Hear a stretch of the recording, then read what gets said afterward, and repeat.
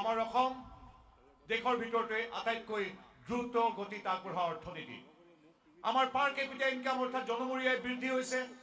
দৰিদ্ৰ সীমাৰেখাৰ তলৰ পৰা মানুহ ওলাই আহিছে। এই বিকশিত অসমৰ সমান্তৰালভাৱে প্ৰয়োজনীয় অতি জৰুৰী হ'ল সুৰক্ষিত অসম। সুৰক্ষিত অসম এটাই উদাহৰণ, বিগত এবছৰে উগ্ৰপন্থীৰ গুলীত এজনো মানুহৰ মৃত্যু হোৱা নাই। কোনো বন্ধ নাই, কোনো পিকেটিং নাই, কোনো ধৰ্ণ নাই, কোনো বোমা বিস্ফোৰণ নাই।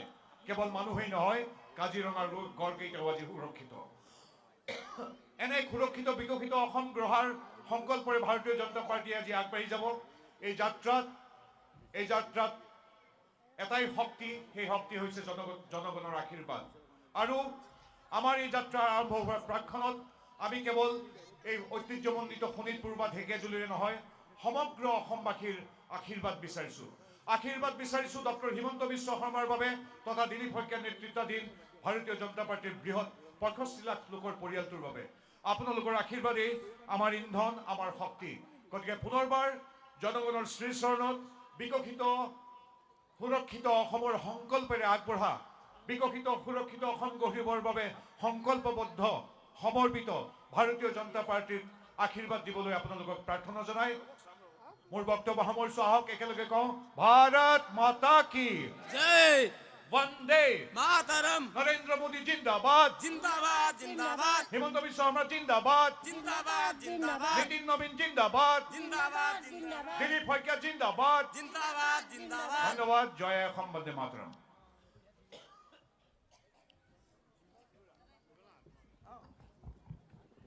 ধন্যবাদ। আমাৰ মাজত উপস্থিত হোৱা ভাৰতীয় জনতা পাৰ্টি অসম প্ৰদেশৰ সন্মানীয় সভাপতি, দৰং ওদালগুৰি লোকসভা সমষ্টিৰ সন্মানীয় সাংসদ, আমাৰ সকলে অতি শ্ৰদ্ধাৰ মান্য দিলীপ শইকীয়া ডাঙৰীয়াক এখন গামোচা, এটা জাপি, এখন আৰানাইৰ সৈতে আদৰণি জনাব গুপ্তেশ্বৰ মণ্ডলৰ সন্মানীয় সভাপতি হেমন্ত ডেকা ডাঙৰীয়াই।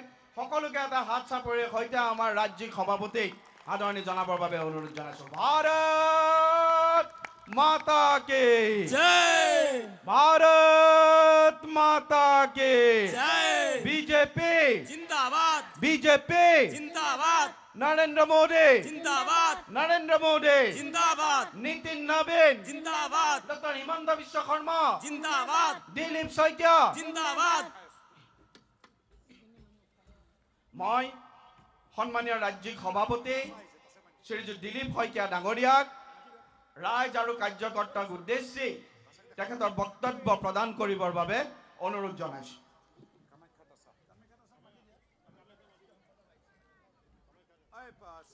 কাজিৰঙা লোকসভা সমষ্টিৰ সন্মানীয় সাংসদ তথা ৰাষ্ট্ৰীয় সম্পাদক কামাখ্যা দাসা ডাঙৰীয়া আমাৰ মাজত উপস্থিত হৈছেই, তেখেতকো মঞ্চলৈ আমন্ত্ৰণ জনাব।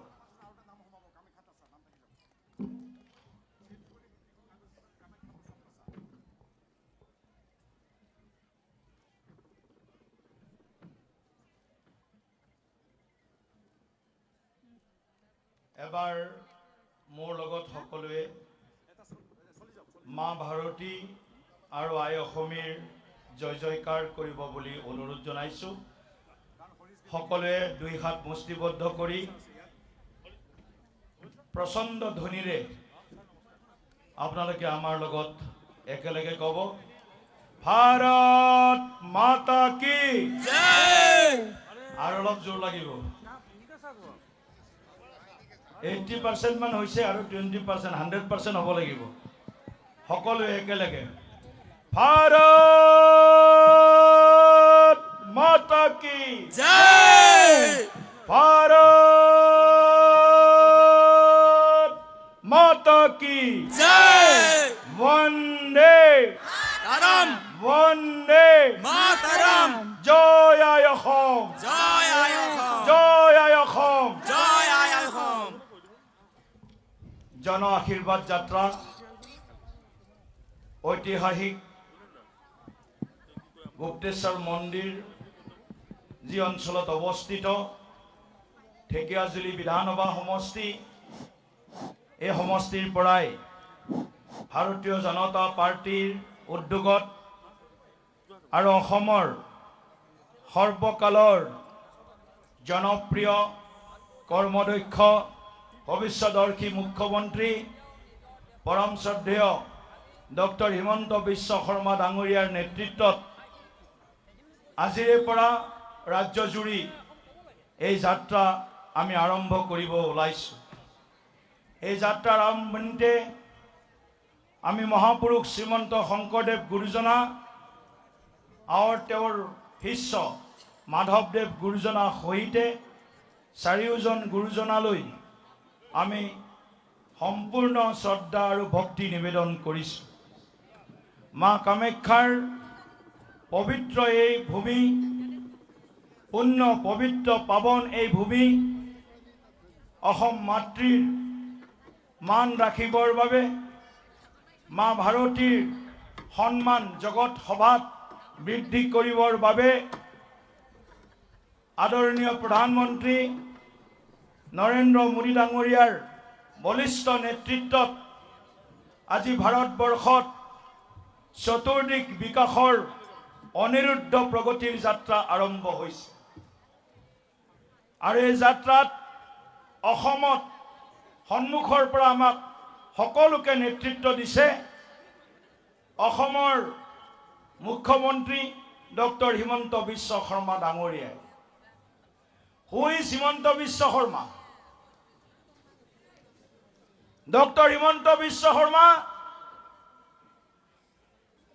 2001 চনৰ পৰা অসমৰ ৰাজনীতিত, ভাৰতবৰ্ষৰ ৰাজনীতিত, উত্তৰ পূৰ্বাঞ্চলৰ ৰাজনীতিত এটি চিৰ পৰিচিত নাম, এক বলিষ্ঠ কণ্ঠ।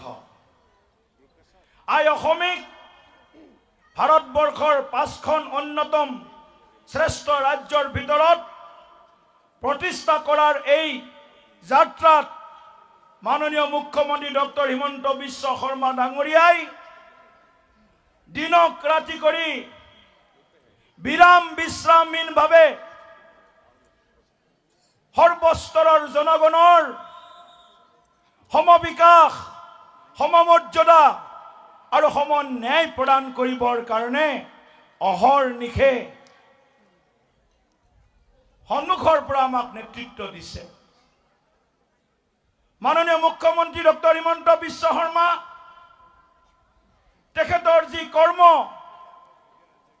তেখেতৰ যি আদৰ্শ, আৰু আমি দেখিছোঁ যিজনা মুখ্যমন্ত্ৰীয়ে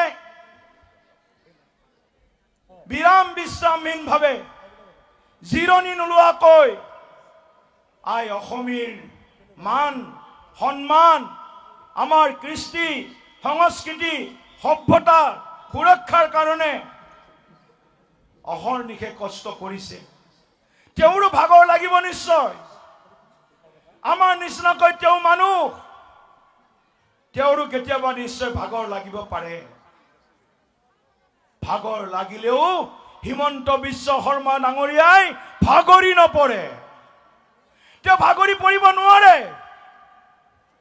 তেওঁ ভাগৰি পৰিব আমি নিদিওঁ। আই অসমীক সকলো ক্ষেত্ৰত আগবঢ়াই লৈ যোৱাৰ মূল দায়িত্ব হিমন্ত বিশ্ব শৰ্মা ডাঙৰীয়াই কাণ পাতি লৈছে। প্ৰধানমন্ত্ৰী নৰেন্দ্ৰ মোদী ডাঙৰীয়াৰ আশীৰ্বাদত ভাৰতীয় জনতা পাৰ্টিৰ 14 কোটি সমগ্ৰ দেশৰ প্ৰাথমিক সদস্য, অসমৰ প্ৰায় 70 লাখ দলৰ সদস্যৰ টিম বিজেপি আমাৰ যি কৰ্মসূচী, সেই কৰ্মসূচীসমূহক মুখ্যমন্ত্ৰী ডাঙৰীয়াই হৃদয়ত স্থান দিছে। অসমীয়াৰ মান, অসমীয়াৰ সন্মান আৰু আই অসমীক বিদেশী শক্তিৰ যি চক্ৰবেহু বিদেশী শক্তিয়ে ৰচনা কৰিছে, সেই চক্ৰবেহু ভেদ কৰি আই অসমীক বিদেশৰ পৰা চলি থকা ষড়যন্ত্ৰ বা স্বদেশতো বিদেশীসকলৰ ষড়যন্ত্ৰক সমৰ্থন কৰা সকলক উচিত প্ৰত্যুত্তৰ দিয়াৰ নাম হ'ল ডক্টৰ হিমন্ত বিশ্ব শৰ্মা ডাঙৰীয়া। হিমন্ত বিশ্ব শৰ্মা ডাঙৰীয়া কোন বুলি প্ৰশ্ন কৰাসকলক এই মঞ্চৰ পৰা আমি জনাব বিচাৰিছো, হিমন্ত বিশ্ব শৰ্মা কেৱল ভাৰতীয় জনতা পাৰ্টিৰ নেতা নহয়, অসমৰ 3,50,00,000 জনগণৰ নেতা, উত্তৰ পূৰ্বাঞ্চলৰ ভাৰতীয় জনতা পাৰ্টিৰ নেতা আৰু দেশৰ এগৰাকী প্ৰতিষ্ঠিত নেতা। হিমন্ত বিশ্ব শৰ্মা ডাঙৰীয়া, আপোনাৰ লগত আমি সকলো আছো। আপুনি ভাগৰি পৰিব নোৱাৰে। আপোনাৰ নেতৃত্বত 26ৰ পৰা 31লৈকে আমি অসমত ৰাইজৰ আশীৰ্বাদৰ পৰিণাম স্বৰূপে নিশ্চিতভাৱে তৃতীয়টো কাৰ্যকালৰ বাবে বিজেপিৰ নেতৃত্বত NDA চৰকাৰ পুনৰ প্ৰতিষ্ঠা কৰিবলৈ আগবাঢ়িছো। সেয়েহে আপোনালোক ৰাইজৰ আশীৰ্বাদ বিচাৰি, আশীষ বিচাৰি আজি আমি ওলাইছো আপোনালোকৰ মাজলৈ। ৰাইজৰ আশীৰ্বাদেই আমি আগবাঢ়ি যোৱাৰ অনুপ্ৰেৰণাৰ অমল উৎস। আজি ৰাজ্যখন বিকাশৰ তীব্ৰ গতিৰে আগবাঢ়িছে। অসমৰ চুকে কোণে, চহৰে নগৰে, গাঁৱে ভূঞে, পাহাৰে ভৈয়ামে সকলোতে শদিয়াৰ পৰা ধুবুৰীলৈকে, গহপুৰৰ পৰা শ্ৰীভূমিলৈকে সৰ্বদিশত চতুৰ্দিশ বিকাশৰ যাত্ৰা আমি শক্তিশালীভাৱে আগবঢ়াই লৈ যোৱাৰ কাৰণে বিনম্ৰ প্ৰয়াস অব্যাহত ৰাখিছো। সবকা সাথ সবকা বিকাশ, প্ৰধানমন্ত্ৰী নৰেন্দ্ৰ মোদী ডাঙৰীয়াৰ যি নীতি, যি মন্ত্ৰ, সেই নীতি আৰু মন্ত্ৰক আমি শিৰত লৈ মাননীয় মুখ্যমন্ত্ৰী ডাঙৰীয়াৰ বলিষ্ঠ নেতৃত্বত আমি ৰাজ্যখনক কেৱল বিকাশৰ মানচিত্ৰতেই শক্তিশালীভাৱে প্ৰতিষ্ঠা কৰাৰ এই যাত্ৰাত সীমাবদ্ধ হৈ থকা নাই। আই অসমীক আৰু টুকুৰা টুকুৰ কৰিবৰ কাৰণে আমাৰ মাটিত আমাৰ খিলঞ্জীয়া প্ৰকৃত মূলৰ ভাৰতীয় লোকক সংখ্যালঘুত পৰিণত কৰাৰ বাবে জিন্নাৰ যি সপোন আছিল, হাজকে লিয়া পাকিস্তান লড়কে লেংগে হিন্দুস্তান, এই সপোনক আমি সকলোৱে মিলি অসমবাসীয়ে বানচাল কৰিব লাগিব। আৰু এয়াই হ'ব আমাৰ অসম ৰক্ষাৰ পণ, অসমৰ সুৰক্ষা বিজেপিৰ প্ৰতিজ্ঞা। অসম সুৰক্ষিত হ'বই লাগিব আৰু সুৰক্ষিত অসমৰ যাত্ৰা ইতিমধ্যে আৰম্ভ হৈছে।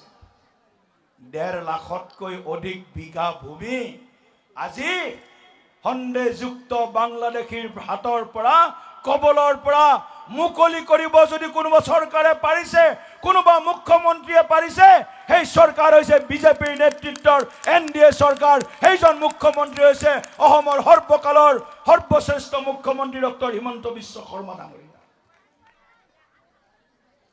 হিমন্ত বিশ্ব শৰ্মা ডাঙৰীয়া এই মঞ্চৰ পৰা আমি নিশ্চিতভাৱে সাহস দিম যে আমি আই অসমীক, মা ভাৰতীক বিকাশৰ লগত সুৰক্ষিত কৰাৰ যি সংকল্প, সেই সংকল্পৰ ক্ষেত্ৰত আমি প্ৰতিগৰাকী বিজেপিৰ কাৰ্যকৰ্তা, সমৰ্থক, শুভাকাংক্ষী আৰু অসমৰ সৰ্বস্তৰৰ জনগণ নিশ্চিতভাৱে মুখ্যমন্ত্ৰীক এই সংকল্পত সহযোগিতা আগবঢ়াব। আৰু এই সহযোগিতাই হ'ব জাতিটোক সবল কৰা, মাটি ৰক্ষা কৰা, ভেটি ৰক্ষা কৰা, কৃষ্টি সংস্কৃতি সভ্যতা ৰক্ষা কৰাৰ যুঁজ। যুঁজ এখন হ'ব, শুনি আছো, যুঁজ এখন হ'ব। আৰে কাৰ লগত যুঁজ কৰিবা তোমালোকে? খিলঞ্জীয়া মানুহৰ বিৰুদ্ধে যুঁজ কৰিবৰ কাৰণে তোমালোক সাজু হৈছা? সন্দেহযুক্ত বাংলাদেশী মিয়াসকলৰ স্বাৰ্থ সুৰক্ষাৰ কাৰণে তোমালোকে সাজু হৈছা? আৰু সন্দেহযুক্ত মিয়া বাংলাদেশীৰ আশীৰ্বাদ লৈ তুষ্টিকৰণৰ ৰাজনীতিৰে, ভোট বেংকৰ ৰাজনীতিৰে তোমালোকে খিলঞ্জীয়া মানুহৰ বিৰুদ্ধে যুদ্ধ কৰিবলৈ ওলাইছা। সময় আছে বুজি পোৱা, সময় আছে বুজি লোৱাৰ। আৰু যদি বুজি নোপোৱা, অসমৰ মানুহে তোমালোকৰ যি অলিক কল্পনা, মুংগেৰীলাল কি হাসিন সপনে, এই মুংগেৰীলাল কি হাসিন স্বপ্নক ব্ৰহ্মপুত্ৰ বা লুইতৰ বুকুত চিৰদিনৰ বাবে উটুৱাই দিয়াৰ কাৰণে সাজু হৈছে। আমি অসমীয়া, আমি ভাৰতীয়। আমি কোনো বাংলাদেশীৰ হৈ দালালি কৰা, পাকিস্তানৰ হৈ দালালি কৰা, পাকিস্তানৰ এজেণ্ট হৈ কাম কৰা আমাৰ কোনো ইতিহাস নাই। জীবনে মরণে আমি অসমীয়া, জীবনে মরণে আমি ভারতীয়। देश के लिए मरने के लिए हम तैयार हैं और देश के लिए जीने के लिए हम तैयार हैं। देश के लिए जिएंगे, देश के लिए मरेंगे। तेरा वैभव अमर रहे माँ, हम दिनसार रहे ना रहे। हे मातृभूमि, আমাৰ এই মাতৃভূমিক পৰম বৈভৱৰ উচ্চ শিখৰলৈ লৈ যোৱাৰ বাবে প্ৰতিগৰাকী বিজেপি কৰ্মী, প্ৰতিগৰাকী ভাৰতীয় যিসকলে ভাৰতবৰ্ষৰ বায়ু পানী খাই ভাৰত মাতৃৰ সন্তান সন্ততি হিচাপে সংকল্প লৈছে, এই সকলোৱে আজি আমি আকৌ এবাৰ এই পবিত্ৰ মঞ্চৰ পৰা এই জন আশীৰ্বাদ যাত্ৰাৰ শুভাৰম্ভণিতে আমি সংকল্প লৈছো, আমি কেতিয়াও পাকিস্তানৰ ৰঙা চকু, বাংলাদেশৰ ষড়যন্ত্ৰ বা অন্য দেশৰ ষড়যন্ত্ৰক আমি কেতিয়াও মানি নলওঁ। আৰু সেই ষড়যন্ত্ৰক আমি মুহূৰ্তৰ জবাব দিবৰ কাৰণে, সেই ষড়যন্ত্ৰক প্ৰত্যুত্তৰ দিয়াৰ কাৰণে প্ৰতিগৰাকী ভাৰতীয় জনতা পাৰ্টিৰ কাৰ্যকৰ্তা, সমৰ্থক, শুভাকাংক্ষী, আই অসমীৰ সন্তান সন্ততিসকল সাজু আছে, সাজু থাকিব। শ্ৰদ্ধা ৰাইজ, আজি ইয়াত আমাৰ আই মাতৃসকলে, আমাৰ ভকত বৈষ্ণৱসকলে গুৰুজনাৰ সংস্কৃতিক স্মৰণ কৰিব, স্মৰণ কৰিব।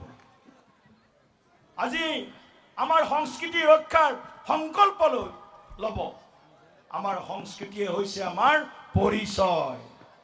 আমি আমাৰ পৰিচয় হেৰাই যাব দিব নোৱাৰো। শ্ৰদ্ধাৰ ৰাইজ, আমি আমাৰ পৰিচয় আৰু অধিক শক্তিশালী কৰাৰ বাবে আজিৰ দিনটোৰ পৰাই আমি সংকল্প ল'ম।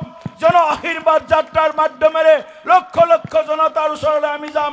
মুখ্যমন্ত্ৰী ডাঙৰীয়াই আশীৰ্বাদ ল'ব, মুখ্যমন্ত্ৰী ডাঙৰীয়াই প্ৰণাম জনাব প্ৰতিগৰাকী অসমীয়া, প্ৰতিগৰাকী আই অসমীৰ সন্তান সন্ততিক। হে আই অসমী, আশীৰ্বাদ দিয়া। হে গুৰুজনা, আমাক আশীৰ্বাদ দিয়া। হে মা কামাখ্যা, আমাক আশীৰ্বাদ দিয়া। হে পূৰ্বপুৰুষসকল, হে লাচিত বৰফুকন, হে চিলাৰায়, আমাক আশীৰ্বাদ দিয়া, যাতে জাতিটোক আমি শক্তিশালী কৰি ৰাখিব পাৰোঁ। আমাৰ মৰণপণ এই যুঁজখনত যাতে জাতিটোৱে জাগ্ৰত প্ৰহৰীৰ ভূমিকা ল'ব পাৰে, জাতিটোৱে যাতে আকৌ জাগি উঠিব পাৰে আই অসমী ৰক্ষাৰ কাৰণে। আমাৰ মাজত সৰ্বকালৰ জনপ্ৰিয় মাননীয় মুখ্যমন্ত্ৰী ডক্টৰ হিমন্ত বিশ্ব শৰ্মা ডাঙৰীয়া, সকলোকে মই অনুৰোধ কৰিছো, হাত চাপৰি ডক্টৰ হিমন্ত বিশ্ব শৰ্মা ডাঙৰীয়া জিন্দাবাদ। ডক্টৰ হিমন্ত বিশ্ব শৰ্মা ডাঙৰীয়া জিন্দাবাদ। বহুত বহুত ধন্যবাদ। মাননীয় মুখ্যমন্ত্ৰী ডাঙৰীয়া আহি উপস্থিত হৈছেহি। ডক্টৰ হিমন্ত বিশ্ব শৰ্মা জিন্দাবাদ, জিন্দাবাদ, জিন্দাবাদ। ডক্টৰ হিমন্ত বিশ্ব শৰ্মা জিন্দাবাদ, জিন্দাবাদ, জিন্দাবাদ। দিলীপ শইকীয়া জিন্দাবাদ, জিন্দাবাদ, জিন্দাবাদ। দিলীপ শইকীয়া জিন্দাবাদ, জিন্দাবাদ। ভাৰত মাতা কি জয়, ভাৰত মাতা কি জয়। বন্দে মাতৰম, বন্দে মাতৰম, বন্দে মাতৰম।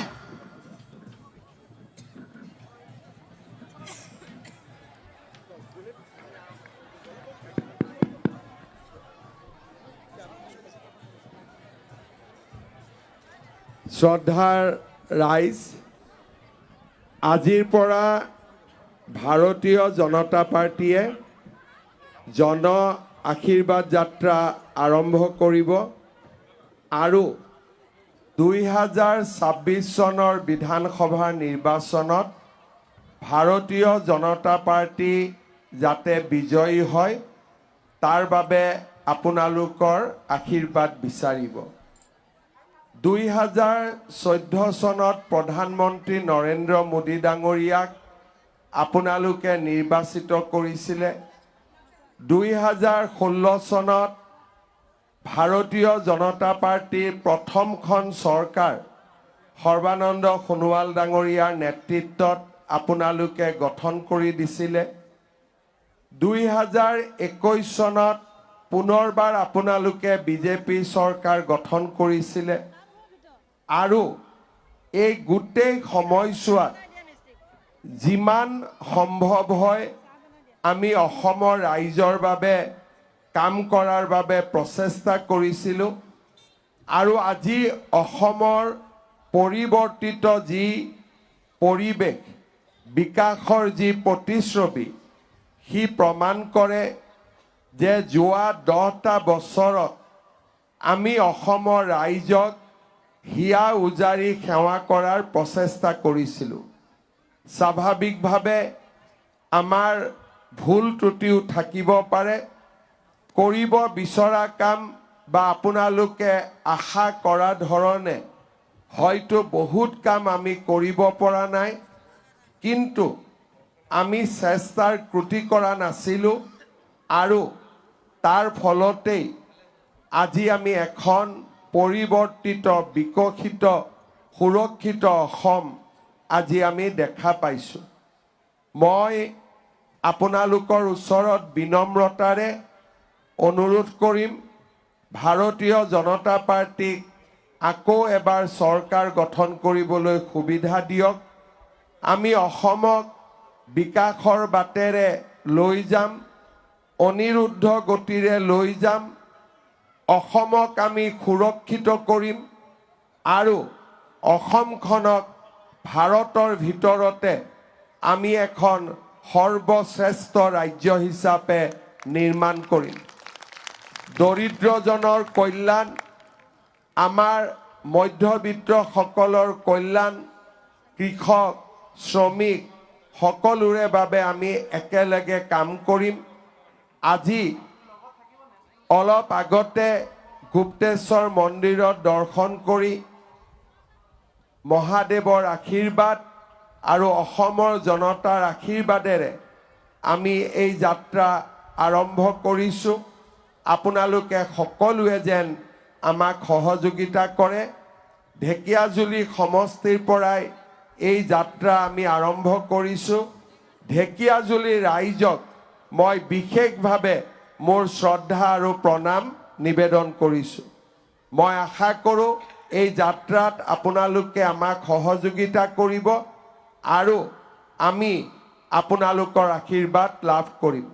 মোৰ লগত সকলোৱে একেলগে ক'ব, ভাৰত মাতা কি জয়, ভাৰত মাতা কি জয়, নৰেন্দ্ৰ মোদী জিন্দাবাদ, নৰেন্দ্ৰ মোদী জিন্দাবাদ, বন্দে মাতৰম, বন্দে মাতৰম। বহুত বহুত ধন্যবাদ। সকলোৱে যেন যাত্ৰাত আমাক সহযোগিতা কৰে। মুখ্যমন্ত্ৰী ডাঙৰীয়া আৰু ৰাজ্যিক সভাপতিক স্বাগতম জনাই আমি আশীৰ্বাদ ল'বলৈ মুখ্যমন্ত্ৰী ডাঙৰীয়াক মঞ্চত নামি আহিবলৈ অনুৰোধ কৰিছোঁ।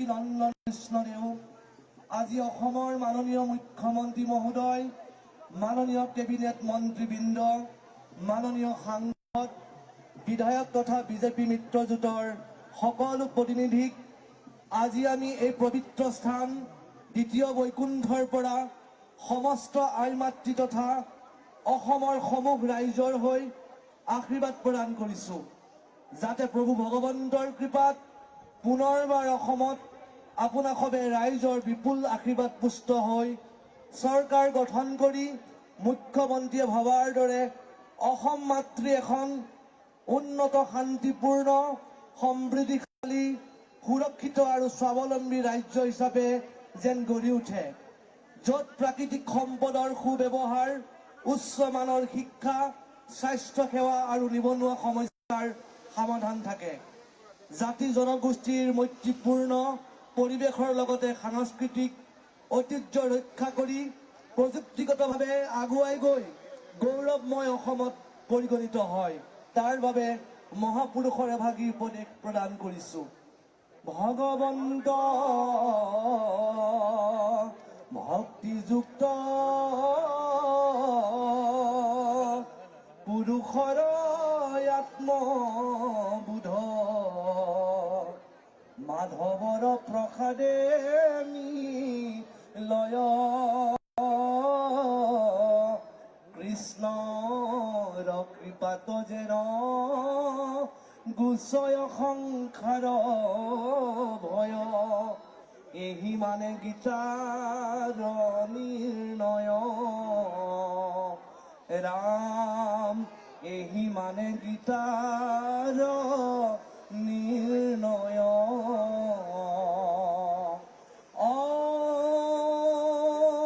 হৰি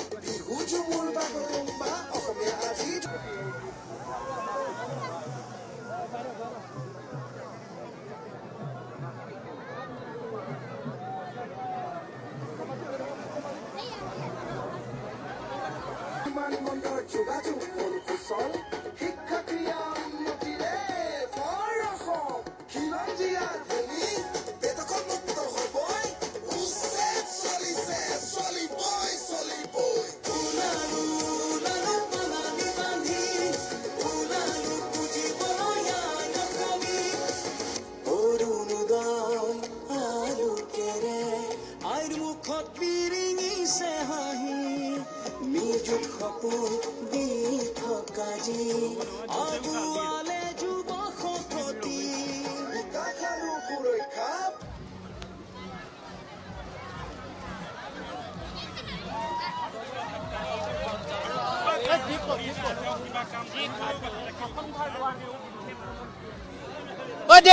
সুৰক্ষাৰ সতে আহি প্ৰগতি মোদীজীৰে আদৰ্শৰে কৰ্মযোগী হিমন্ত মামা আমাৰ শকতি